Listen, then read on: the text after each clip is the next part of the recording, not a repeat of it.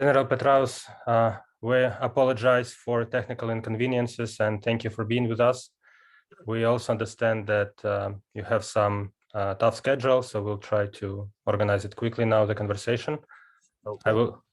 I will introduce you briefly. I will introduce the moderator and then we will start. Sounds good. Thank you again. Okay, well, thank you all for waiting and thank you for watching us online. My name is Timothy Brick.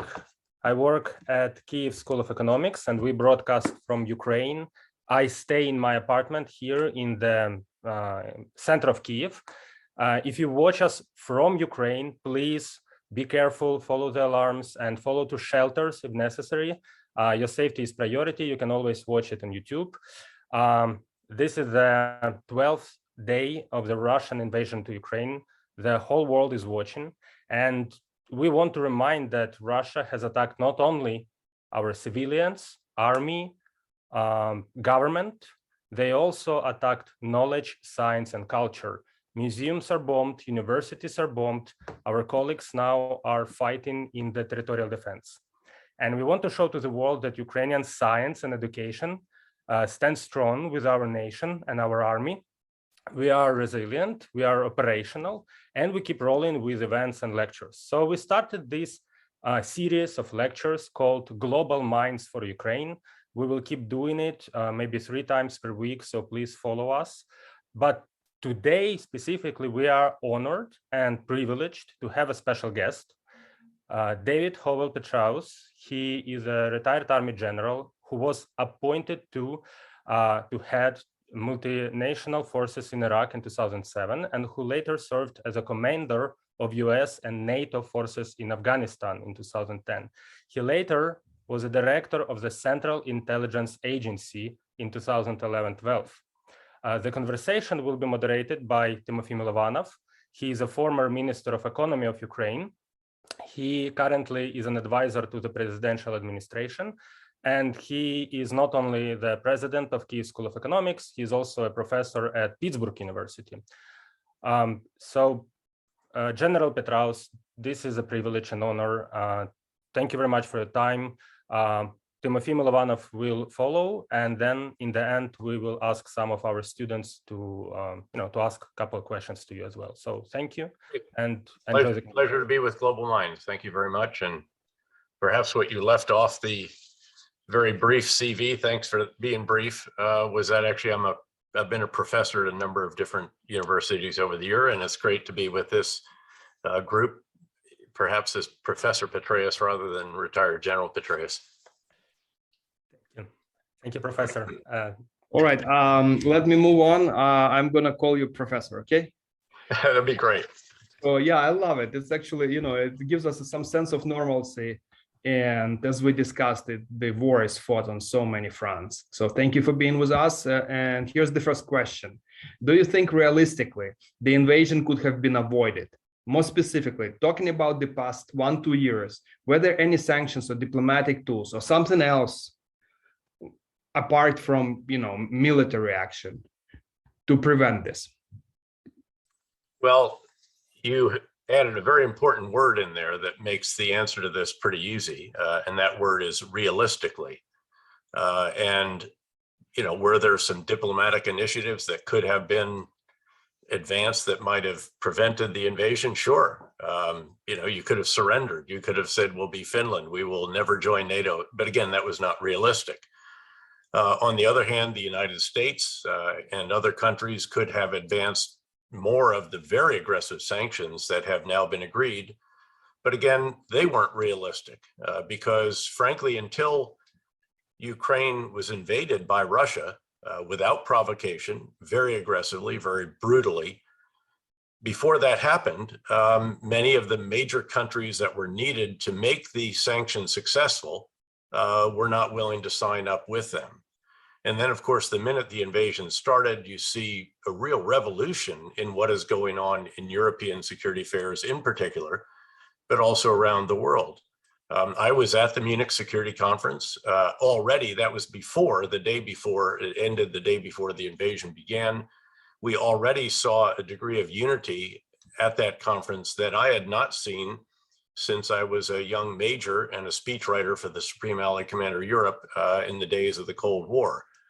Ever after that, there was always a degree to which NATO was in search of a new mission, a new reason to live, if you will, raison d'etre. And frankly, Vladimir Putin has provided that. He already was the greatest gift to NATO since the end of the Cold War, but then with the aggressive, unprovoked invasion, this sense of unity just took on a whole new color, if you will, a whole new intensity. And you saw, again, Germany, for example, I think is the most striking example of this. Before the invasion, of course, Germany was reluctant to discuss halting work on Nord Stream 2. Immediately, it did announce that the certification was put on hold. And then in the first weekend of the war, you saw Germany commit three almost unthinkable commitments. The first was $110 billion in additional spending on defense as a one-time supplemental. That's almost twice the annual defense budget. Second, you saw a commitment to jump immediately to 2% of GDP on defense by Germany. And again, unthinkable prior to the invasion. They weren't even at 1.5%. And then third, the commitment to provide lethal supplies, weapons to Ukraine, when earlier, as you'll recall, all they've been willing to provide was essentially Kevlar helmets. That's just exemplary of what has happened. And now you've seen this massive amount of sanctions, and really you're seeing a decoupling of the major firms, major companies of the world from the Russian economy. It is breathtaking, really, to see what has happened. No credit card companies, none of the major ones are left. You're seeing now very serious, I think we'll see an announcement today, if we haven't already, about sanctions on Russian oil. That requires a lot of other work around the world, and it may include the United States having to relax the sanctions on Venezuela, trying to get to an agreement with Iran, a few other initiatives to increase production of oil from countries that otherwise would have been restricted in order to put massive restrictions on Russia, which of course exports some 6 or 7 million barrels a day. This is the single biggest step that can be taken against the Russian economy overall, because it's the crude oil sales that are the biggest element of its revenue generation. Natural gas, something a bit later down the road, perhaps, noting that there's still some winter weather to get through in Europe, and they need to be sensible at what is done. But again, you said, do you think realistically? And as I said, realistically, there was not anything, I don't think, more that could have been done than was done. And then once the invasion took place, and then when we saw increasingly the horrific nature of what is being done, the indiscriminate use of violence, complete rejection of the norms of land warfare, the Geneva Convention, the kinds of rules of engagement that we worked very hard to adhere to when I was privileged to be the commander, 3 different commands in Iraq, U.S. Central Command for the whole region, and also, as you noted, Afghanistan. We made mistakes, and mistakes are made in war, but these are not mistakes. These are deliberate acts of terror. These are deliberate acts. These are criminal activities. And of course, there is now an enormous effort to document these activities for the International Criminal Court. And I'll just end by noting that in one of my assignments as a 1-star general when I was in Bosnia, one of the tasks that I helped oversee was in fact the detention of war criminals in Bosnia-Herzegovina, and also worked with Serbian authorities on that, and then sending them to The Hague. And so again, until the invasion took place, so many of these actions were literally just unthinkable. And then literally within days, a week, all of a sudden you see, again, these massive actions being taken, which are going to have an extraordinary impact on the Russian economy.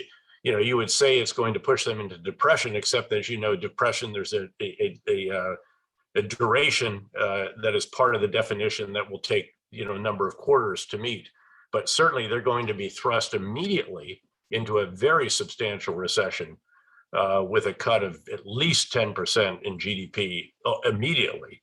And then enormous challenges as they try to redeem their debt. And again, they did enter this crisis in a pretty solid fiscal respect. Their debt to GDP is much under 20%, which is quite enviable from a number of perspectives, including that in my home country.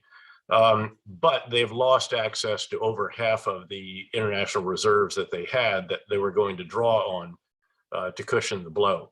So again, massive steps, not possible, not realistic, again, to come back to that word prior to the invasion. But now you're seeing all of this taken very, very swiftly and really quite aggressively. Thank you. You actually, you covered it quite extensively, and I agree with you that, on the one hand, there's some construction of reality in Putin's world and, false reality in many ways. Then there is Ukraine, which would not have surrendered, given up. Not realistic. Yep. And shouldn't have. Yeah. And, obviously our behavior shows that, and we demonstrated why. Mm-hmm. We're a different nation, we're different people, and we're free. And that's important for us, maybe our main value. And you're correct, I think. We understand that in Ukraine, that the West has not been united. And Russia, of course, kind of constructed that or engineered that, a lot of multiple conflict of interests. But, he's a great mobilizer, Putin. Every day I've seen that in Ukraine, every time he does something, he mobilizes Ukraine. And we just get stronger and stronger. And now he's doing it to the rest of the world. Mm-hmm. So, but then I want to look at it from a different perspective. A lot of people discuss the plan of Putin, whether it's working or not, whether it's great, genius, strategic plan or not, what were miscalculations. We want to ask, in your opinion, maybe an unusual question, did Ukraine have a plan? In your view, how does it look from your perspective? Does it very much so? Yeah, no, I think you can't improvise as rapidly as Ukraine has done. And it's a very, very impressive plan. Now, I should note, I have an advantage over other folks because I was in Ukraine not that long before the COVID shutdown. And I had the privilege of going to the Donbass. I was in Kharkiv, and then we drove to the headquarters for the Donbass and then actually to the front lines in Donbass. So I had a considerable sense of just the sheer toughness of the Ukrainian soldiers, the determination of Ukrainian leaders. I met with the general staff and the Minister of Defense and so forth. The government had just been established at that point in time. And again, I was hugely impressed. Now, I recognize the limitations in terms of equipment and weapon systems and aircraft and all the rest of that. But the truth is that can be provided. You can't provide heart. You can't provide will, determination, fortitude. And I recognized all of that there and realized if they can get the additional javelins, the additional stingers, the additional whatever it may be, this is going to be a very, very formidable military. And then, of course, in more recent months, we've learned about the establishment of the partisan forces, and that is hugely impressive because now you see the determination of individuals who are giving up their weekends to learn how to contribute to the defense of their country. And then you see what I think can only be termed the Ukrainian resistance, which is as good as, if not better than, the French resistance, noting that, of course, you still have an advantage with the Ukrainian resistance because they're operating from Ukrainian-controlled soil, whereas the French were operating from Nazi-controlled soil. But what is going on there, I find hugely impressive as well. But when I look at what was the plan, what are the examples of this? Well, eventually bridges were taken down outside Ukraine, outside Kyiv. All the rail connections into Ukraine have been destroyed. that is hugely important because the Russian military structure is built on an assumption that it will have access to the rail network. That's the backbone of its logistics, not trucks the way, say, our system, or helicopters, heavy helicopters, or wide-body jets in our case. We have a military that is truly expeditionary. The Russians clearly do not. In fact, I looked at the force structure of a Russian unit relative to ours when it comes to logistics, and it is vastly inadequate. Again, I know something about logistics. I was privileged to command the 101st Airborne Division during the invasion of Iraq. It was about 20,000 soldiers when we added all the additional elements to it. I mean, this is an organization. It had 254 helicopters. We used 500,000 gallons of fuel just in the first refueling point, about 150 or 200 miles into the country. And then we established another, that's the first 2 weeks. And then really the middle, week 2 and 3, so it overlapped, another 500,000 from the next refueling position, which is about 250 miles into the country. Think of the sheer number of 5,000 gallon tankers that requires, and all the other elements of that: generators, hoses, nozzles, pumps, bulldozers to berm it up because we had to do it in the middle of the desert. You put huge bags in. The logistics are incredible for that. We knew how to do that. The Russians clearly do not. Not only that, they lack movement control cells. It's very clear. Again, if you only have roads on which to move, and that is the case because the ground hasn't frozen the way the Russians might have hoped, so you're road bound, especially for wheeled vehicles, then you've got to have control of that movement. And if you don't, then it becomes chaos. And that really is what is the situation north of Kyiv in particular, where there's this very well-known, celebrated 40-mile traffic jam, essentially. And oh, by the way, the more they sit there and they run the engines to stay warm, of course, it uses more fuel, and the further behind the Russians get in terms of refueling.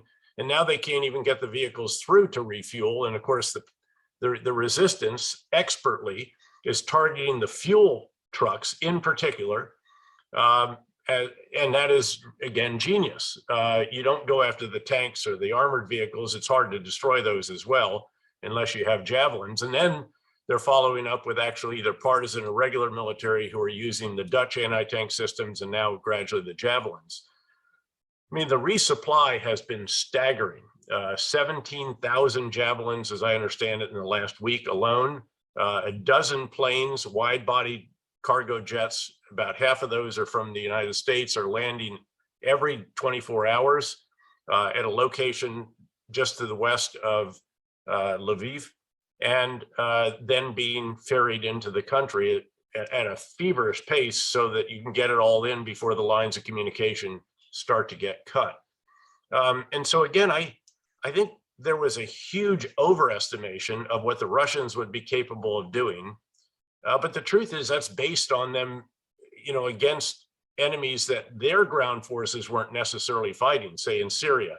And of course, what they ultimately did in each of these cases is they essentially destroy a city or a location, such as Aleppo in Syria. They depopulate is really the term for it, and eventually destroyed it. They did the same, as you well know, to Grozny over a number of years in the wars in Chechnya.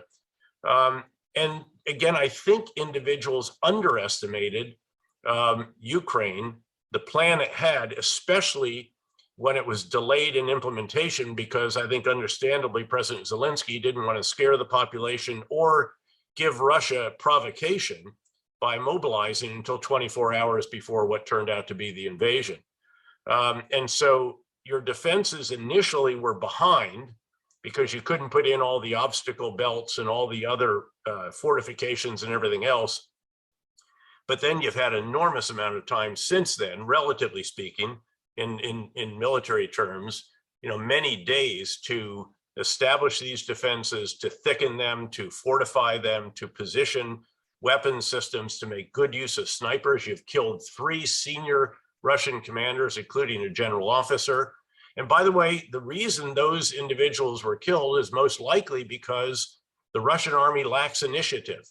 It doesn't have small unit leadership that that it actually will take initiative, that will, we had a term that in Iraq, for example, during the surge, that in the absence of orders, figure out what they should have been and execute aggressively. Russians don't do that. Ukrainians clearly do. And you put all of this together, the Ukrainian conventional forces and special forces, who are very, very good as well, the partisan units, and then the resistance, and the resistance is jamming the frequencies of the Russians. Turns out they don't have frequency hopping radios. They're not even always secure. You are removing road signs, something that was done in France during the resistance as well. And you either point them the other way or you put something else on it, like welcome to hell or something like that. All of these actions, again, are very, very impressive. And the sheer determination of your country and, of course, of your president is inspiring the rest of the world to support Ukraine, noting that there are limits, clear limits, beyond which the US and other countries are not going to be willing to go for, I think, legitimate reasons, although they can certainly be argued. Thank you. So a related question, do you think US underestimated Ukraine? Again, I'd like to think that I did not, but obviously there are a lot of observers who did, who were surprised. You may recall in the very beginning, I said, this is, don't overestimate what the Russians are going to do at Kyiv. By the way, keep in mind as well that Kyiv is larger in just sheer surface terms than New York City. New York City is a little over 300 square miles. Kyiv is over 320 square miles. So it's a vast, vast area. You have very few skyscrapers. Again, I've been to Kyiv, Kharkiv, Donbass, Crimea even, the year before it was seized, Lviv, and over a number of years. And by the way, the very first time I should acknowledge was during the final year of the Soviet Union. So again, a lot of familiarity there. And again, there's an awful lot about just sheer heart. Clausewitz and others have all noted the importance of, again, the moral is to the physical as 3 is to 1. And I think it's more than that in this situation, because this is urban combat at the end of the day. And urban combat is exceedingly difficult. It is very soldier intensive. I did the math very early on, and I said that there's no way that Russia will be able to successfully to occupy the whole country. They may not even be able to occupy Kyiv. Now they will destroy a lot of it, tragically, in a horrific way. And they are indeed doing a lot of that right now.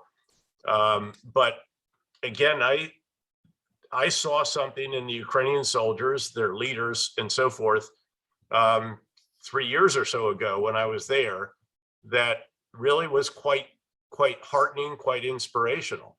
And again, you can't teach that, you can't impart that, you can't develop it. You can improve on it, but it's either there or it's not. And then, of course, what has happened with the invasion has galvanized this unbelievable level of resistance by Ukrainian forces. The fact is that you can verify this, but I don't think that Ukrainian support for the government 6 months ago was universal. I think there were a lot of questions about it. Again, we follow this very, very carefully. Was there going to be more work in anti-corruption? What about the judicial system? What about, this and that? And I think all of those questions have gone away. This is about the homeland. And of course, that's one other huge factor. You are fighting for your survival, for your freedom, for your homeland. You are fighting on home soil. You have the home field advantage, as we say in athletics, and you know that field really well. Obviously, the Russians do not, and it turns out that the Russian soldiers don't have their heart in this. They have questions about it. They weren't even alerted to the fact they were actually going to go into combat until, in some cases, the day before. Some weren't even sure where they were, why they're attacking a country with which they share such a common heritage, often other aspects of their social makeup and so forth. And so again, I'd like to think that some of us recognize this. I know that Ambassador Herbst did as well at the Atlantic Council. There are others that have real deep experience, much deeper than I have, with Ukraine and its people and its military. But I think it doesn't take a huge amount of time. You know, I was there for a number of days, and it doesn't take a huge amount of time to get a sense of how durable, how tough, again, to come back to that word, Ukrainian soldiers can be, and they are, and so are the people and the leadership. Thank you. So one question is from the Ukrainian audience. We're interested to learn about how NATO and West, the US, British, the EU decision-making works. Is this more about political elites? Is it about public pressure? How they interact? Is it about bureaucracy? How come that the sanctions, as we slightly touched on this in the first question, sanctions were implemented originally almost impossible, but suddenly they could be implemented so quickly. Why no-fly zone is impossible. So just so we understand the structure and engineering of this, so that we have a better feel of what's possible, what's not. That's important for us also to know. Sure. Yep. So the decision-making body of NATO is the North Atlantic Council, and that actually is constructed of the heads of government of the 30 NATO countries. And that's really the decision-making body. Now you have what are called the permanent representatives of these countries, the North Atlantic Council representatives at NATO headquarters in Brussels. And on a number of issues, they can actually resolve the issues with guidance from their capital. And then you have the NATO Military Committee, which provides the military advice to the ambassadors and ultimately to the heads of government. When it starts to move very rapidly, this can actually move quickly. In other times, it can be very, very slow. It can be maddeningly slow. And I speak from a degree of experience. I was a 4-star NATO commander, also a US 4-star commander in Afghanistan, dual hatted, as we say. I was a 3-star NATO commander and 3-star US in Iraq. The 4-star position in Iraq, I was strictly US-led coalition. And I was a 1-star NATO officer in Bosnia, again, with a US hat that was doing the war criminal hunt and then counterterrorism. But again, I've been to the North Atlantic. My father-in-law was actually the NATO military representative back in the Cold War days, and all the way back to when I was a speechwriter for the NATO commander and even a lieutenant. We were part of the NATO Allied Command Europe land mobile force. And again, sometimes it can move quickly, and we've seen that. But that's normally the exception rather than the rule. Normally it can be quite time consuming. There will be, however, there will be red lines, if you will. And I think the red line that has emerged and become, if you will, more bright red, in part because of Putin rattling the nuclear saber, is the resistance, unwillingness to get into a direct, say, US Russian confrontation or NATO Russia confrontation. Now, I should point out that in many respects, the US obviously has to be the foundation militarily for any significant action of NATO. The US doesn't just spend more than all of its 29 NATO allies together, it spends more than twice as much as all of them. And then so you have the US up here, then you have, say, the UK and France down here, and then in Italy, maybe Germany a little bit, and then sort of everybody else. If you don't have the country that's up here as the foundation, as the leader, as the base piece, you literally can't have the others. And the European leaders don't like this. But of course, they don't have the means to, even if they spend 2% of GDP or more, it nowhere will close that gap. That's just a reality. And so when the US decided to withdraw from Afghanistan, a decision that I criticized, and also the lack of adequate consultation in European terms, at least, the Europeans, although they wanted to stay in Afghanistan, could not stay without the United States. So I would just point out how significant US leadership, US actions, and everything else are. That does not mean however, that other countries cannot have a very significant role. I would credit the United Kingdom for being the first to fly C-17 wide-body cargo aircraft into Ukraine with anti-tank weapons. I think it was 3 or 4 days before the US actually got to that, although we'd provided them before. But this is a new augmentation. Again, you see the very significant action by Germany. So individual countries' actions can, in a sense, as we say in the military, they're walking point for the rest of the alliance. They're out ahead of the rest of the alliance, and the rest of the alliance watches, see what happens in response, and then join that. Normally, again, it is the US that is doing that, but a number of the other countries can have a very significant role. And right now, the other reality is that the new frontline countries, if you will, the Baltic states, Poland, Romania, Hungary, and Slovakia, in particular, are of increased importance. Arguably, Turkey is as well when it comes to the Strait and so forth into the Black Sea. So that's sort of how NATO operates. And here you have also overlap with the EU, with some additions and some exceptions, the UK being one of those now. That's also very significant. And if the EU as a body decides to take an action in financial or economic terms overall, that can be very, very substantial, because it is, very nearly in aggregate, it is similar to the size, I'd say, of probably China in aggregate, not the US, especially with the loss of the UK. But again, very, very significant. And so once again, you put all of these together, and then don't even forget, don't forget Japan and other major players around the world. All of this comes together, and what the leadership of the US and others are trying to do, working together, is to orchestrate all of this going forward. Again, the latest will be, I think, some form of sanctions on Russia's export of crude oil. Thank you. We thank you very much for this. We're now going to go to our students of the Kyiv School of Economics who will ask the question. We perhaps start with, just raise your hands. Irina, would you be okay? Yeah. My greetings to everyone. Thank you so much, Professor, for your comments and your answers. I also have a question. It's very simple and very short, but at the same time, it's extremely complicated, and I haven't found any answer to that yet.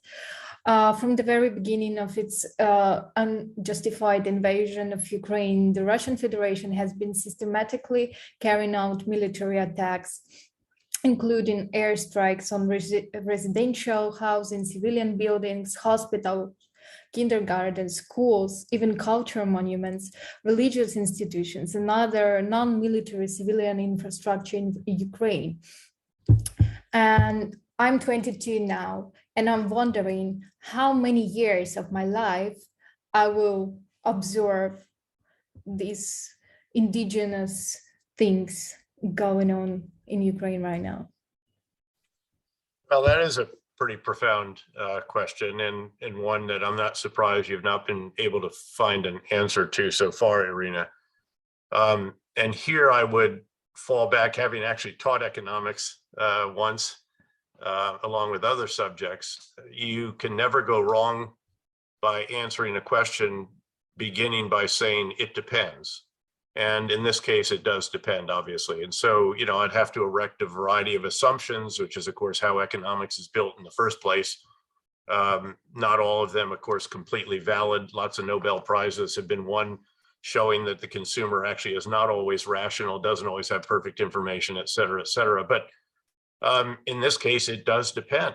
How long can Putin, how long can Russia continue doing what it's doing and sustaining the kinds of economic sanctions? Again, these are really unprecedented. And what's most unprecedented about this is that this is not, again, Iran, which already had somewhat insulated itself This is a country that is completely integrated into the global economy, and decoupling, as is taking place, of major businesses, major streams of revenue and so forth for Russia, this is going to be enormously damaging. I mean, at the end of the day, the quality of life of the average Russian is going to suffer very considerably. And again, I think you can expect to see more and more and more individual issues, sanctions, initiatives taken just to tighten further and further and further. More banks cut off from SWIFT, more, figure out how to clamp down on the rest of the reserves. And then what will some of the other countries that are really important in this case, and here I'd single out, for example, India, China, and some others, how will they react to sanctions, as we've discussed a bit on crude oil and so forth? So again, there is no answer to this. I guess you could make a variety of different assumptions that would have to be pretty elaborate and then try to extrapolate from that.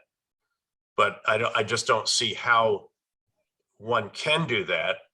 And I think the world very much appreciates the extraordinary circumstances in which you find yourself. I mean, I have been, obviously I spent, 6 or 7 of my final 10 years in uniform deployed in war, in combat. And so I have a sense of what it is like for a population to experience what you're experiencing, except that what your experience is vastly, vastly worse. It is indiscriminate. It's capricious even, no one knows what will be struck next. There's no logic to this. There's no reason. And so again, I very much appreciate it.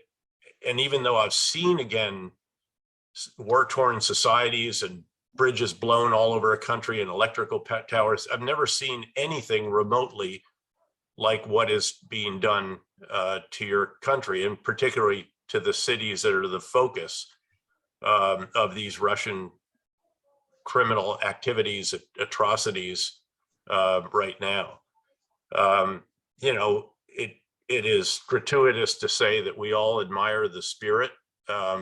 I just admire the fact that you are trying to continue a normal life. I do appreciate that. Again, we used to go to lengths to try to just do something that was somewhat normal in combat zones.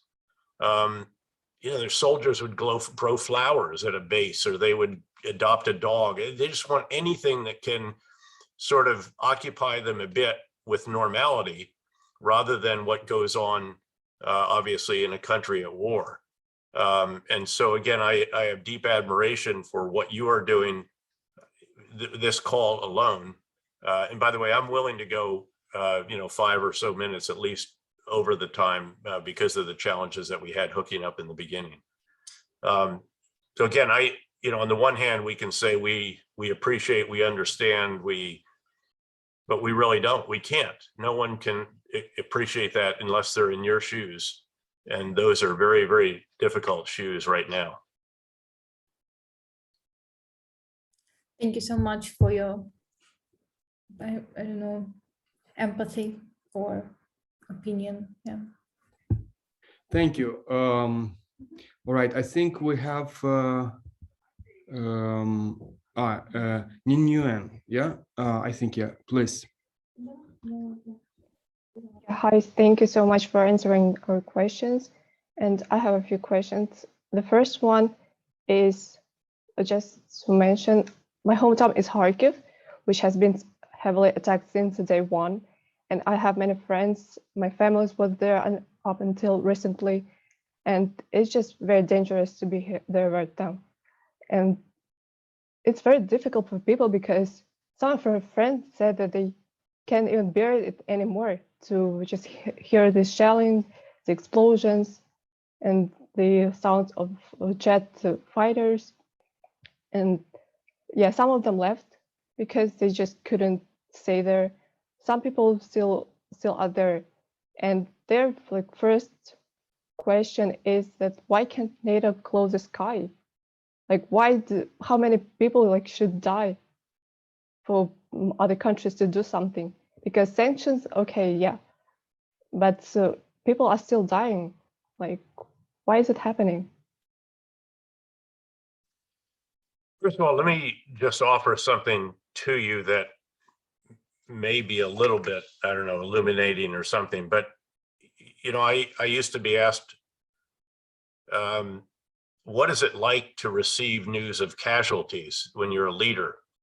And I used to say that, you know, we're all different. We are all, some have a bit more resilience perhaps, but what I did say is that news of casualties, of hardship, of horrific attacks and so forth, it never gets easier. And we're a little bit like a vessel, and there are holes in the bottom, and the holes are of different shape for different people, but horrible news, horrible experiences, loss, tragedy, casualties and so forth are poured in the top, and they only drain so fast, and the vessel can overflow. And that's what's happening to individuals in Ukraine. There are some people whose vessels are overflowing, and I understand that completely. And they just cannot stay, they cannot continue to experience the horrors that Russia is inflicting on Ukraine any longer, or on specific areas where they live, work, or try to survive. And again, I think we have to understand that. That is just a reality. There are some others who have seemed to be able to take a bit more of the bad news than others, and to remain tough, but you never know when that actually happens. And so one of the tasks of a senior leader, what I sought to do, was to try to identify in those with whom we were working, our counterparts, and indeed with those I was privileged to lead, the subordinate commanders and soldiers and so forth, entire units sometimes in aggregate, if their vessel was overflowing. And what we had to do in those cases where that was obvious was literally to move them. We had to we would call it redoing the battlefield geometry, but it actually meant getting a unit out of a place that was so tough, say in eastern Baghdad, where they could no longer take the losses that were being inflicted on them. I would go to multiple memorial ceremonies for the loss of 4, 5, 6 soldiers at a time. And you just recognize that. And that is a bit, maybe the only way I can describe what it is that civilians as well as military there will be experiencing. You ask again, why can't we close the skies? And, you know, as I alluded to earlier, there just are going to be limits to what NATO is willing to do. And here I should note that this is where the rest of the alliance matters, because even if the US was willing to do this, and I don't think we are, I'm not obviously sitting in the Situation Room table of the West Wing of the White House, but I sense that there is a real serious reservation about, again, getting into a direct air-to-air confrontation or on the ground with Russia that could then spiral even worse, even more horrific than what we see, keeping in mind that this is not like past small conflicts or large conflicts. This is in a nuclear age, and with someone whose reasoning we have doubts about, that we're really questioning. You know, how could an individual do what he is directing his forces to do to fellow human beings and to a neighboring country, again, unprovoked? But if you think through what would be required to do this, you'd have to operate from an airfield in a country nearby. You could actually fracture that very, very important and precious unity that NATO is experiencing. Again, the most incredible unity of at any time since the Cold War. You could fracture that by saying, okay, look, we want to fly from your airfield. And they say, well, you know, thanks, but I'm not willing to allow you to do that. And then you can literally start to achieve what Putin is trying to do, or was trying to do, which was to fracture the alliance, to drive wedges between countries that might be a bit closer to Russia than the rest of the alliance, to fracture Europe from North America, and so forth. But the real issue here is, again, are we going to risk World War III, to put it in very simple and overly simplistic terms, to, again, keep the skies clear? And, you know, what has been done instead of that, as you will well know, is to provide very capable man-portable air defense systems, and also they're examining other options when it comes to air defense systems and early warning and radar and so forth. But these have inflicted very considerable loss on Russian forces already. Just on Sunday alone, I think it was, or Saturday, I'm sorry, I think there were 4 or 5 Russian aircraft knocked down. That's more than we lost in, I don't know, maybe I wouldn't say the entire 20 years in Iraq, but it's certainly more than we lost in the years that I was privileged to be a commander there. I think that Russia is losing more soldiers, perhaps already, again, just at day 12, than we lost in 20 years in Iraq. It's very difficult, obviously, to get an accounting. Russia doesn't share this information the way that we did. It doesn't have metrics and charts and all the rest. It doesn't have a Congress that it has to report to. But that's the essence of this particular issue. And again, we all fully understand and appreciate why President Zelensky and the Minister of Foreign Affairs and others and you all would publicly call for this.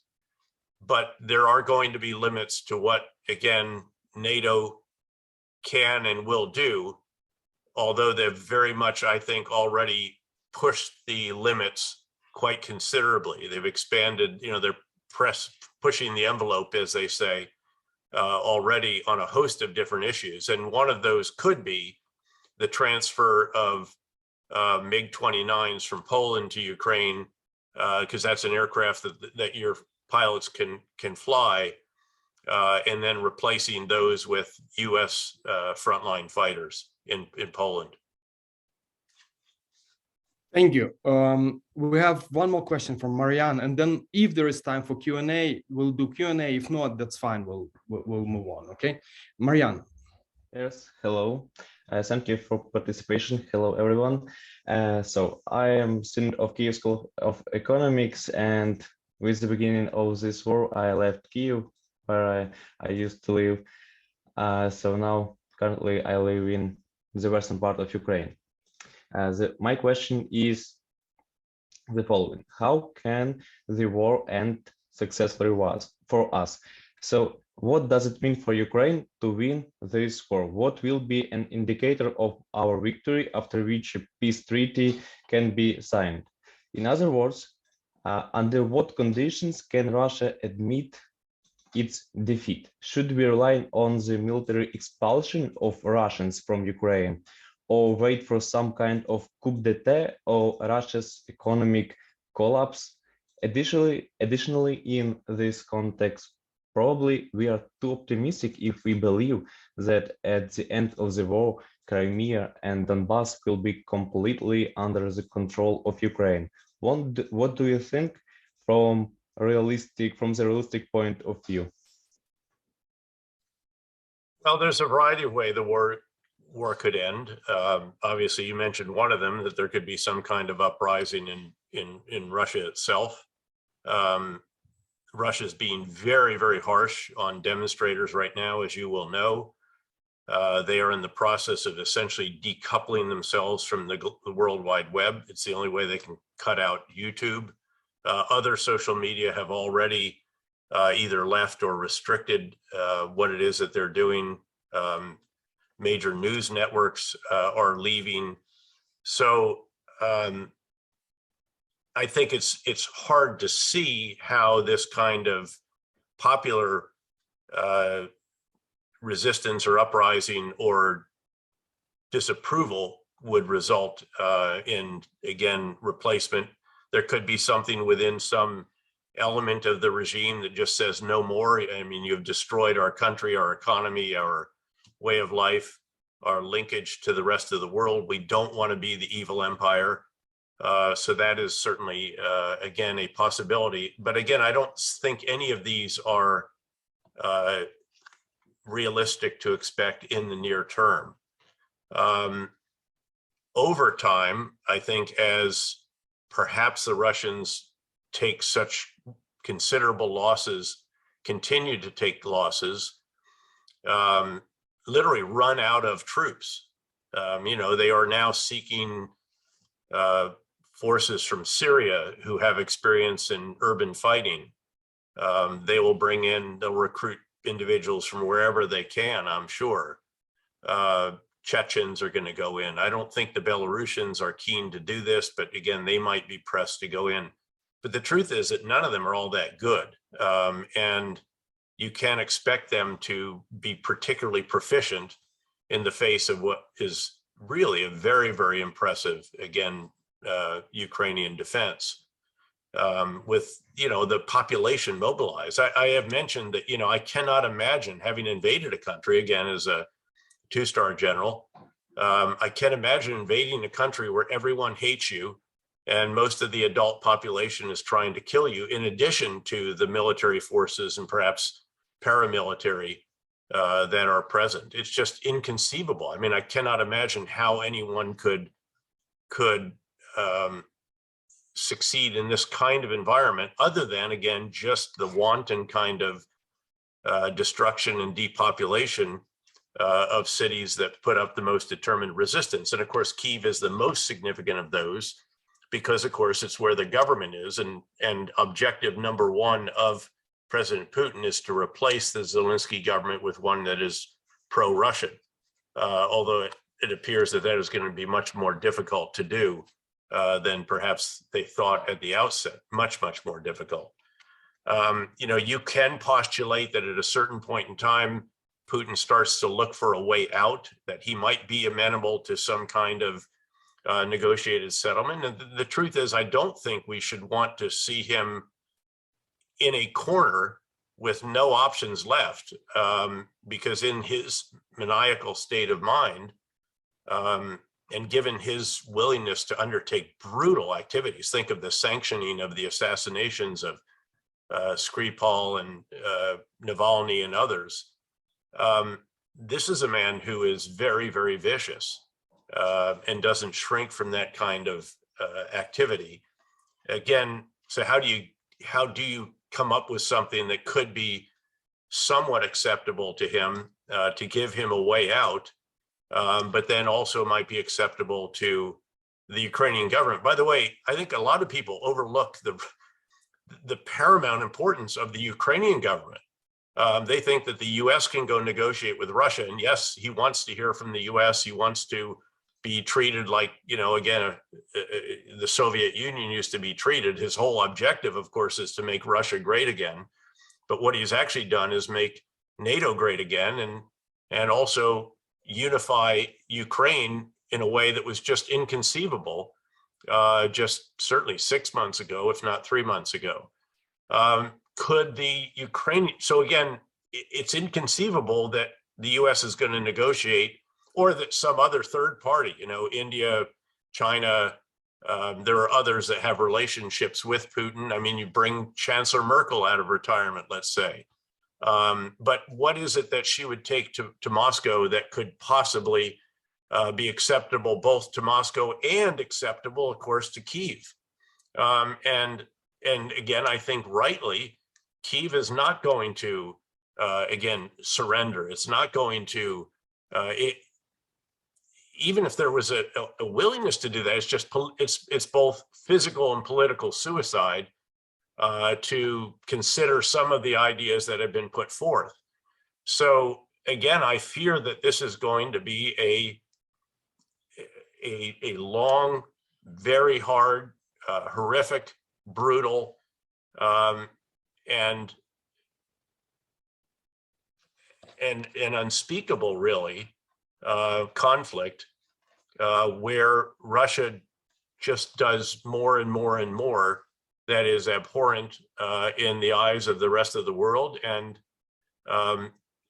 horrific to Ukraine and the Ukrainian citizens. and that's a very, very harsh reality, needless to say. But again, I've tried to be honest with you, and soldiers are not known for their diplomacy, but rather for their bluntness. And I'm afraid that is the reality that I see at this point in time.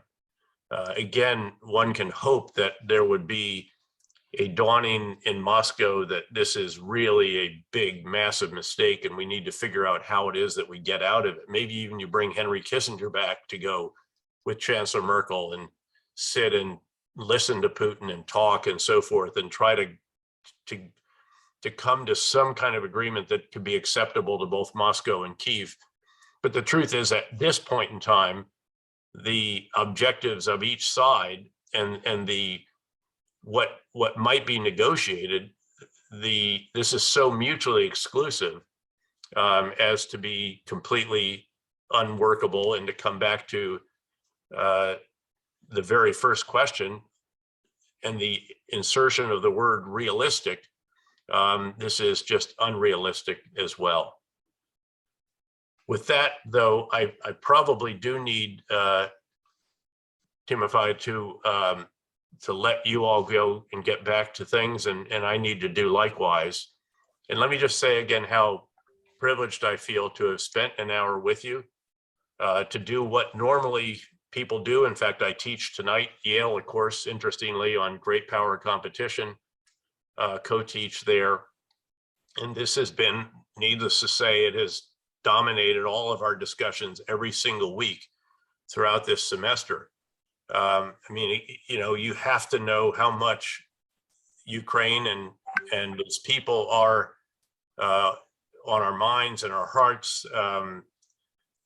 But we know that none of that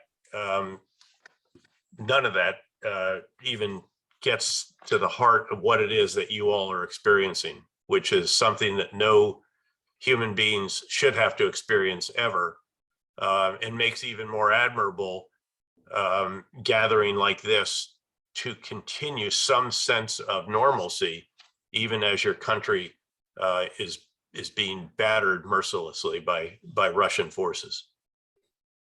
Thank you, Professor. Thank you. Thank you, Professor. Thank you. Thank you. Thank you. So while Professor is disconnecting, I think I can conclude with some final remarks to those who are still with us. Timothy, do you want to leave? Yes. No, yeah, I'm gonna go. I just want to apologize that we have been unable to ask questions like that. We'll record them and forward them to General and Professor, and if he's willing to answer that, we'll post them, okay? Yes, it's a good point. Yes, sorry. So sorry to all people who were not able to ask questions to Professor directly. I will copy them now. Also, yeah, it's unfortunate that he has left because you know, several days ago we also had another guest, Professor McFall, who had expressed an opposite opinion about you know, the matter of the sky. So I think there is still a debate even among the American, you know, diplomats and politicians. So I think there is still, you know, a room to discuss this.